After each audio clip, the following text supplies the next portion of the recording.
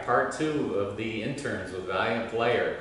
So this is Mary Grace Farr, aka MG, and she's a rising senior as well on the Furman women's soccer team, and has been working as an intern with Valiant Player and has done a fantastic job. It's just been a joy to be around her and learning about social media and all these things. So she's been teaching me.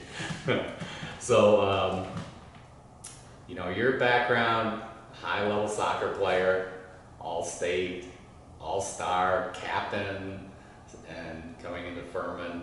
We're going to fast forward a little bit too with you and talk about, so your career's going well, the team's doing very good, high-level soccer team here at Furman, and then the pandemic hits, some adversity. So as we're talking about kind of overcoming adversity with the kids at the hospital, let's talk about how that played out and how you dealt with it. Yeah, honestly, I feel like, you know, no one really had a good time with the pandemic. No one liked the pandemic. But for me, you know, it took away a lot of things. It took away soccer. It honestly, it forced me to focus on the important things in life.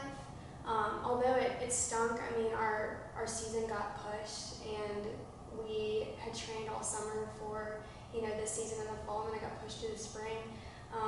It's one of those things that you just have to accept. I think when school got taken away and we were forced to all go home, everything was just shut down. I was forced to be around my family a lot, and it's not something that I've done since I've been at college, just because I'm away. And with that being said, you know, I really was forced to know what was really important in my life. And I will say, you know, I'm a big person who believes everything happens for a reason.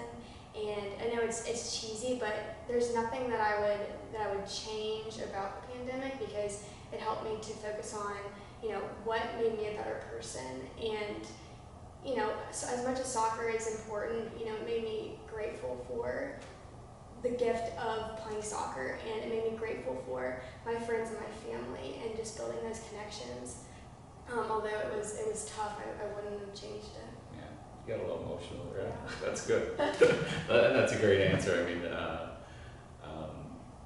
you know, spending time with your family, you realize how valuable that was, and making the best of the situation, which will help you in the future, obviously. So, so speaking of the future, let's talk about your plans academically and your career and where you're going. So honestly, I came into college thinking pre-med, just because my dad's a pediatrician and I just look up to him and everything, and just seeing how he responds to his patients, and just going anywhere to the store, he's like a superstar, because all his patients come up and give him big hugs. And I quickly learned I did not want to do pre-med. I those pre-reqs, I was like, all right, that's a lot.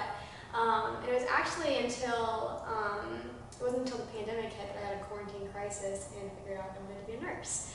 And I'm super excited. My dad was actually the one who kind of suggested it to me. He was like, I know that you're super interested in health and helping people. Why don't you look at this? I also have a lot of role models who are nurses and people that I look up to, and so I would ask a lot of questions with that. So right now the plan is to go to an accelerated program outside of Furman for grad school. That'll be about a year and a half. And then eventually become a nurse practitioner and go to NP school. I did some shadowing with the NICU nurses, and I think that is the coolest thing ever. So I'm open to other ideas, but right now I think that would be my main goal. Yeah, and did the Valiant Player visits help Oh, solidify absolutely. I mean, just honestly, I mean, obviously we were going to visit the kids, but kind of just taking a step back and looking at all of the nurses that were helping those kids too, and seeing the kids' faces light up when like the favorite nurse walked in. I know having an impact on those kids, those nurses, I mean, that job is priceless, you know, just making those kids smile every day. It's something that I would love to do. Yeah, and you're a natural. Your team is really a great team, a great group, and you know, it's interesting you talk about your father. I mean, what's better than that, to see people run out to him, hug him, and be excited to see him?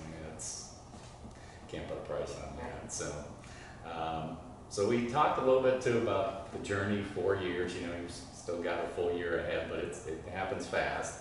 So, are you the same person freshman year as you are now? No, not at all. You know, I think, oh, yes and no. I came into college with the same kind of values and morals that I have right now.